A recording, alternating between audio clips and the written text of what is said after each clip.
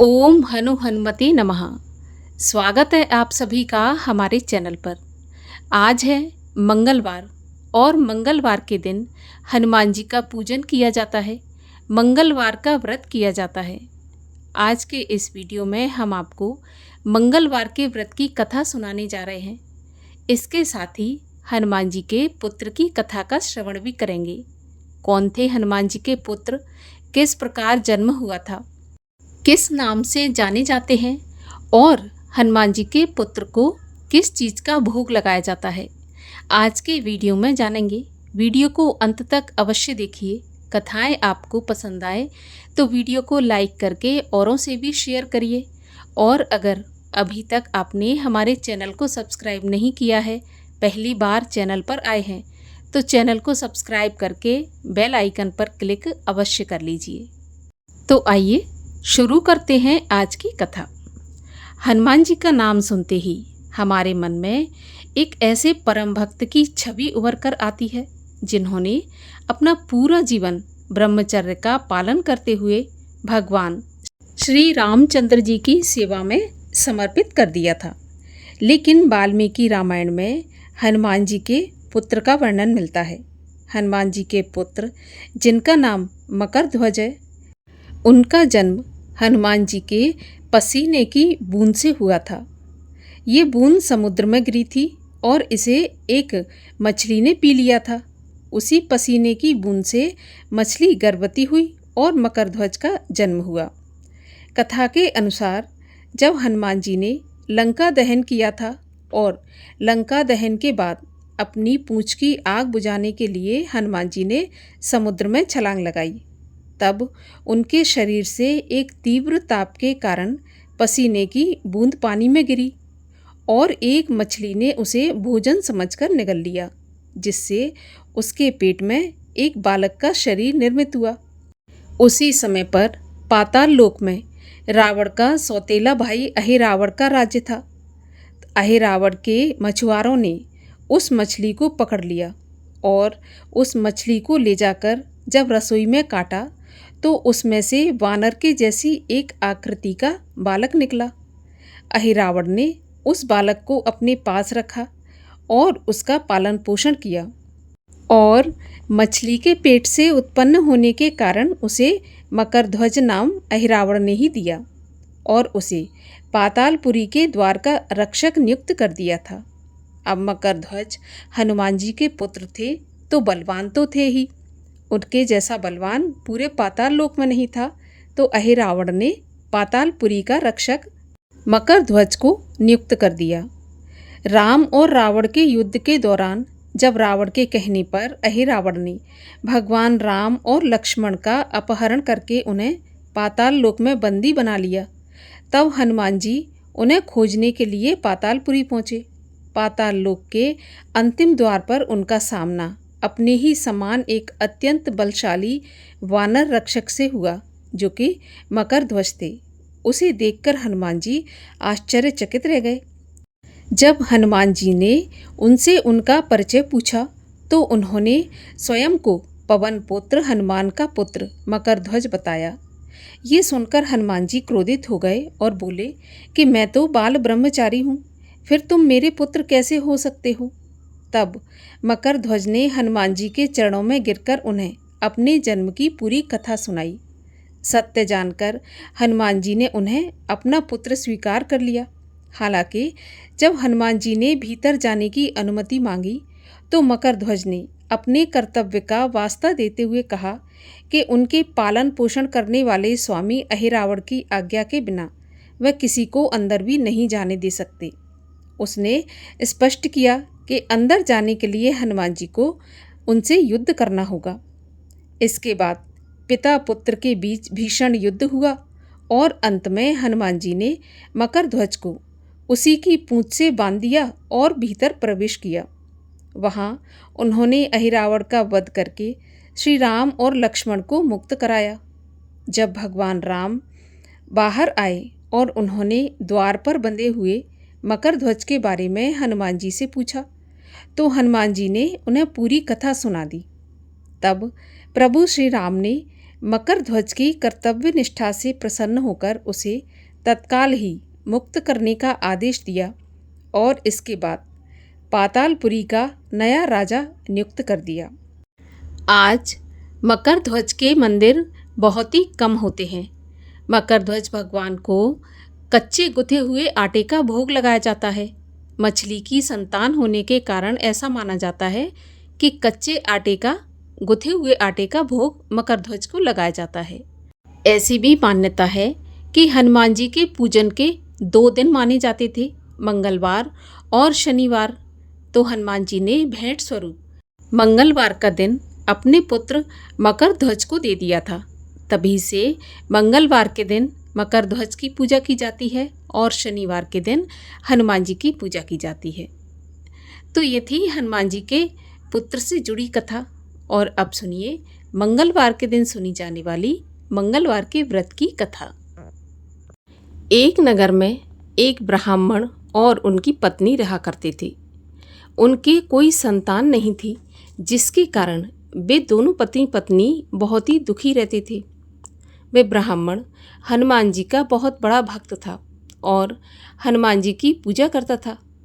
एक समय वह हनुमान जी के पूजा के लिए और तपस्या करने के लिए वन को चला गया।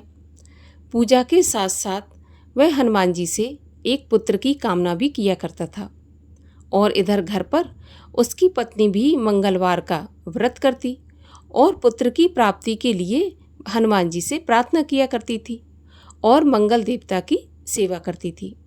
मंगल के दिन व्रत के अंत में भोजन बनाकर हनुमान जी को भोग लगाने के बाद स्वयं भोजन ग्रहण करती।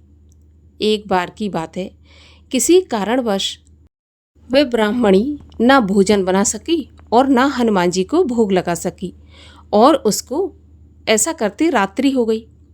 तब वह ऐसा मन में सोचकर सो गई कि अब तो अगले मंगलवार को ही हनुमान जी का भोग लगाऊंगी और तभी अन्न ग्रहण करूंगी। अब तो वह भूखी प्यासी 6 दिन तक पड़ी रही।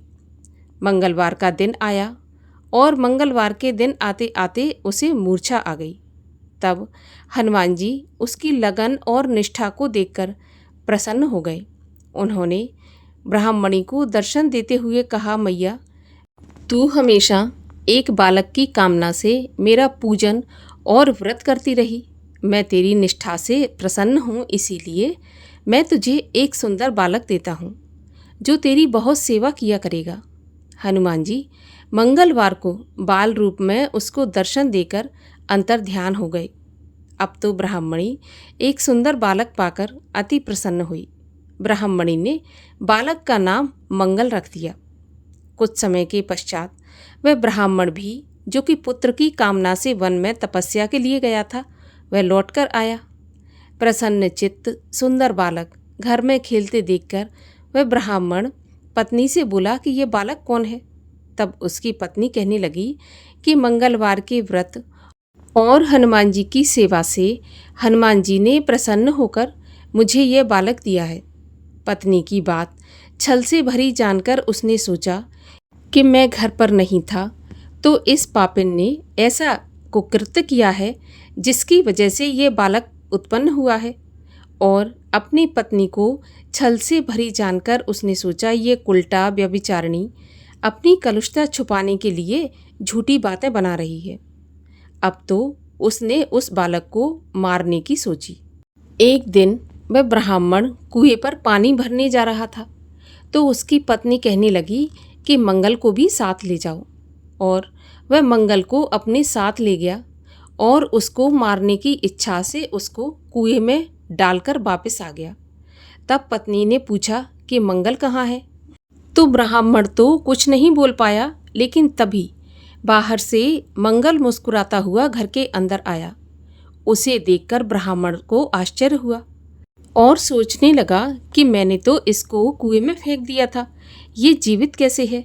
लेकिन ये बात उसने मन ही मन सोची, किसी को नहीं बताई और रात्रि में भोजन आदि करके वह सो गया। तब हनुमान जी ने उसे स्वप्न दिया और कहा कि ब्राह्मण, ये बालक मैंने तेरी पत्नी को दिया है, तुम अपनी पत्नी को उल्टा मत समझो। पति ने जब सपने में हनुमान जी की बातें सुनी और सत्य जाना तो वह बहुत खुश हुआ। फिर पति पत्नी मंगलवार का व्रत रख के अपना जीवन आनंदपूर्वक व्यतीत करने लगे। जो भी मनुष्य मंगलवार व्रत की कथा को पढ़ता है, सुनता है और नियम से व्रत रखता है, उसको हनुमान जी की कृपा से सभी कष्ट दूर हो जाते हैं और सर्व सुखों की प्राप्ति होती है।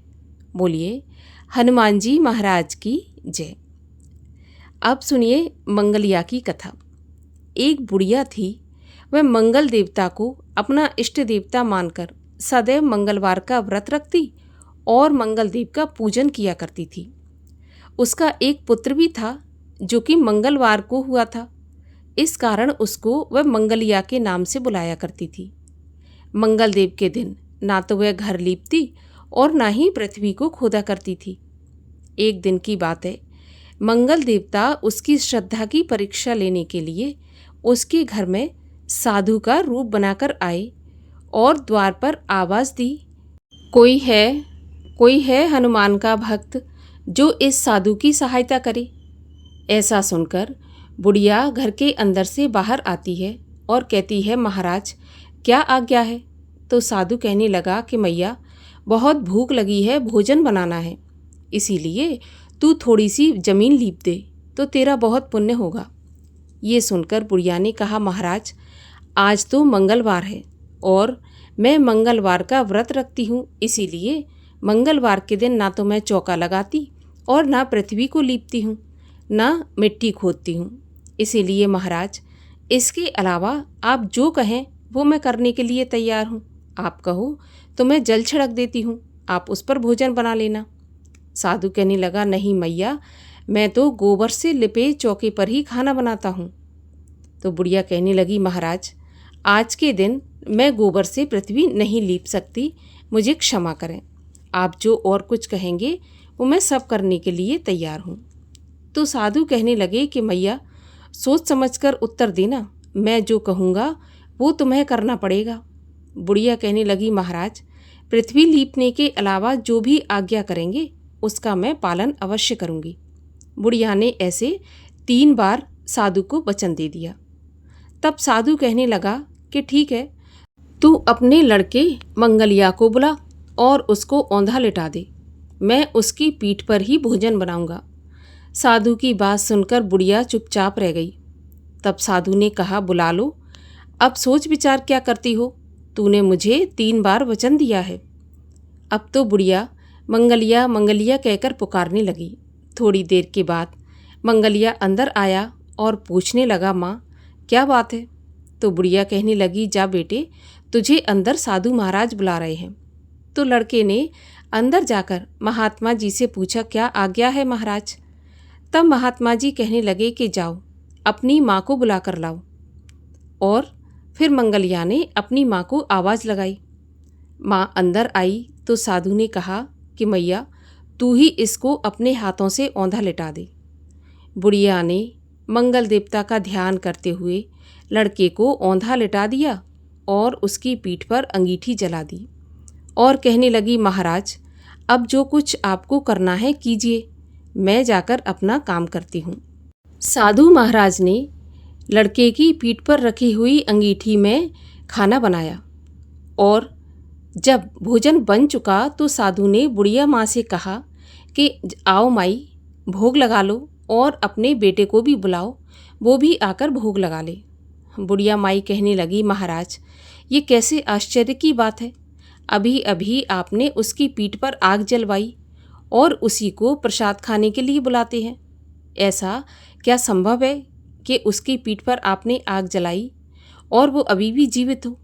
कृपा करके आप मुझे उसकी याद मत दिलाइए और भोजन कर कर आप यहाँ से चले जाइए। लेकिन साधु महाराज नहीं माने और अत्यंत आग्रह करने लगे। तब साधु के आग्रह करने पर बुढ़िया ने मंगलिया को आवाज़ लगाई और जैसे ही मंगलिया को आवाज़ लगाई वैसे ही मंगलिया बाहर से दौड़ता हुआ अंदर आ गया।